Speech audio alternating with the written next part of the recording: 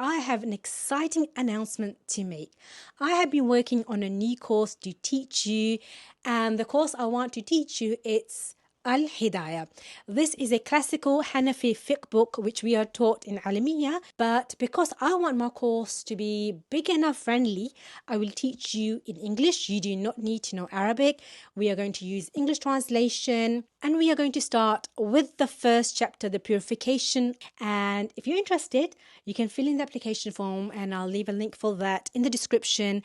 And you can also email me and ask me if you have any further questions. As a Muslim, your job isn't just a paycheck. It's either building your Jannah or it's risking your akhirah. What if the job you're doing every single day is actually haram? What if your income is actually not halal and you are not even aware of it? Today I'm going to break down some of the major jobs and income sources which are not halal.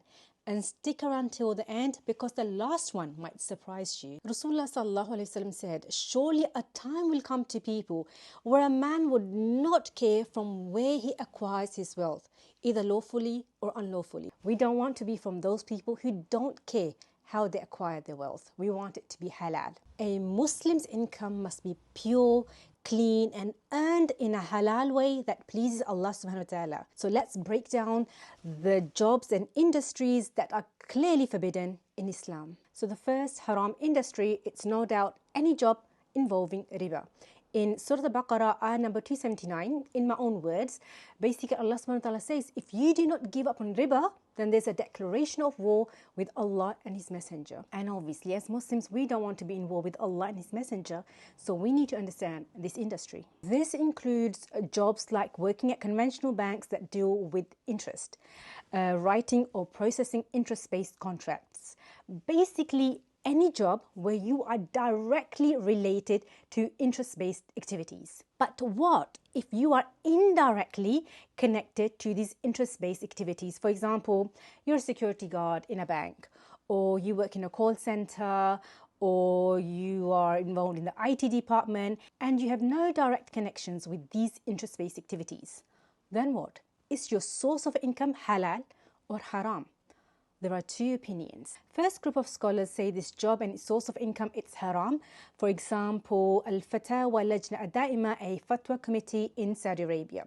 And their evidence from the Quran, Surah Al-Ma'idah, ayah number 2, Allah subhanahu wa ta'ala says, وَلَا تَعَاوَنُوا عَلَى الْإِثْمِ وَالْعُدْوَانِ, and do not help each other in sin and transgression.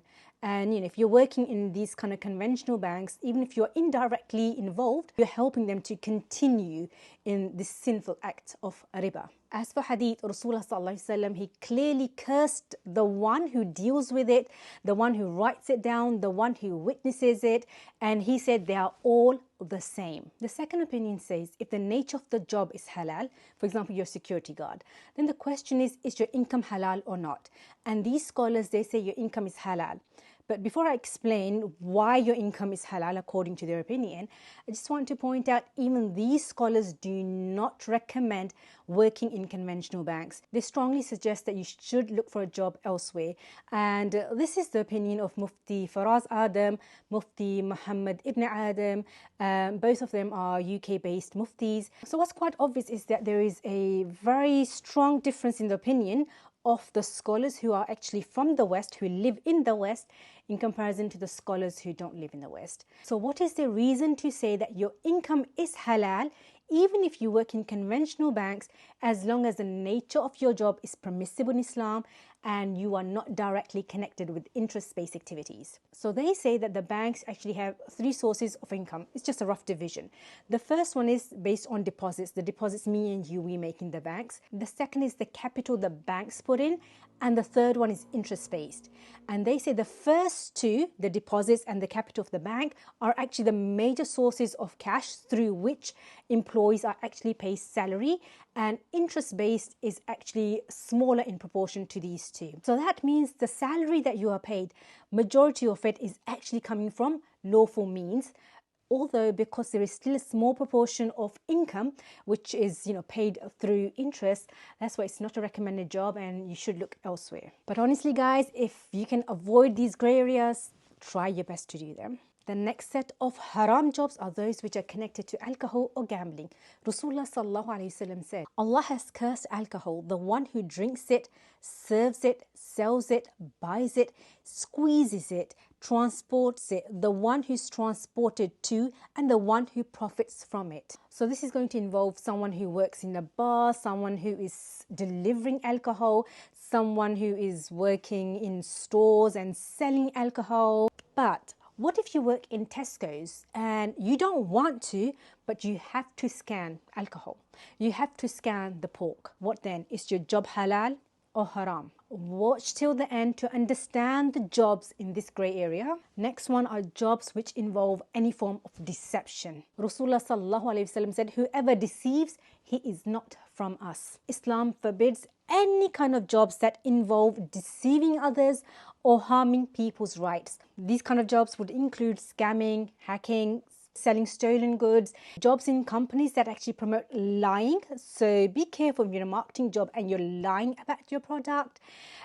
Jobs which actually include toxic behavior. This can include some influencers. So be careful of who you follow. This would also include giving fake reviews. A lot of influencers, just to make money, they give fake reviews. That income is not halal. It's clearly haram income that you've made by lying and deceiving people to buy those products which you are giving fake reviews. So be very careful. In Islam, your job is not about what you do, but it's also about how you do it. So a job in which you have to lie and deceive others, it's not going to bring no barakah in your life. Next, haram kind of jobs are which promote immorality. In Surah An-Nur, Allah subhanahu wa ta'ala commands the believers to guard their chastity and be modest. Examples of these kind of jobs are, for example, modeling, if what you're wearing it's haram. Acting, if you're going to be wearing haram, doing haram. Any kind of involvement in adult content, promoting it, marketing it, any kind of editing it, it's all haram. Finally, let's talk about the most tricky area, the grey area. These are kind of jobs, for example, let's say you work at Tesco's and you have to scan the alcohol. Or you are a delivery person and you don't know if you're delivering something haram or not. There's a possibility what you're delivering, it's haram.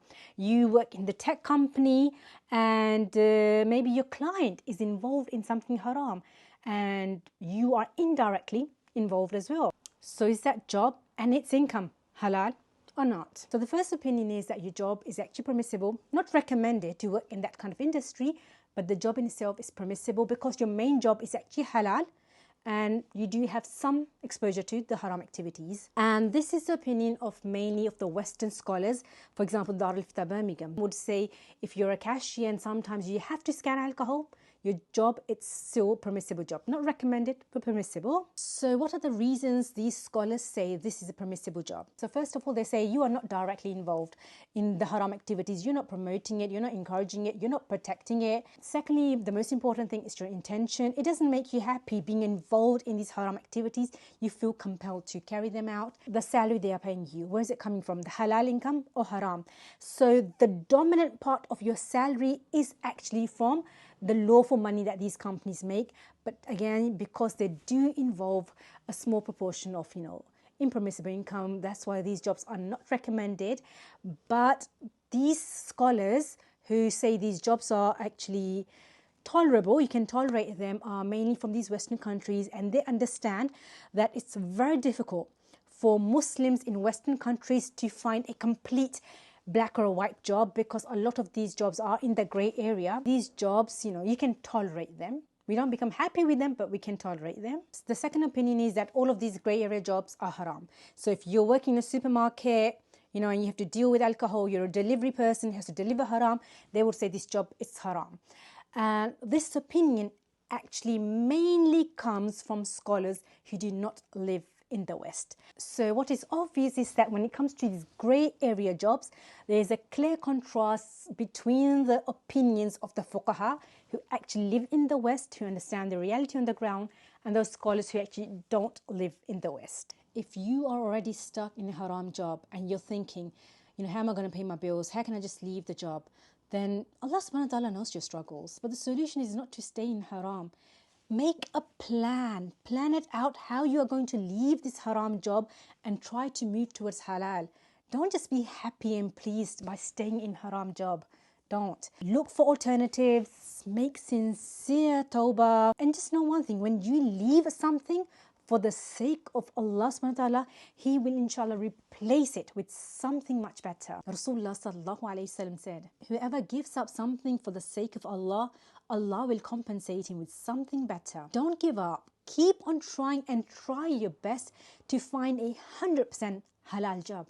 If you're earning money, make sure it's money that makes you proud of yourself, not just in this dunya, but also when you stand before Allah subhanahu wa ta'ala. So if you're in a forbidden job or even in the grey area job, start reflecting. If you like my video, don't forget to like, share, subscribe and turn on the notification. Until next time, earn halal and live halal.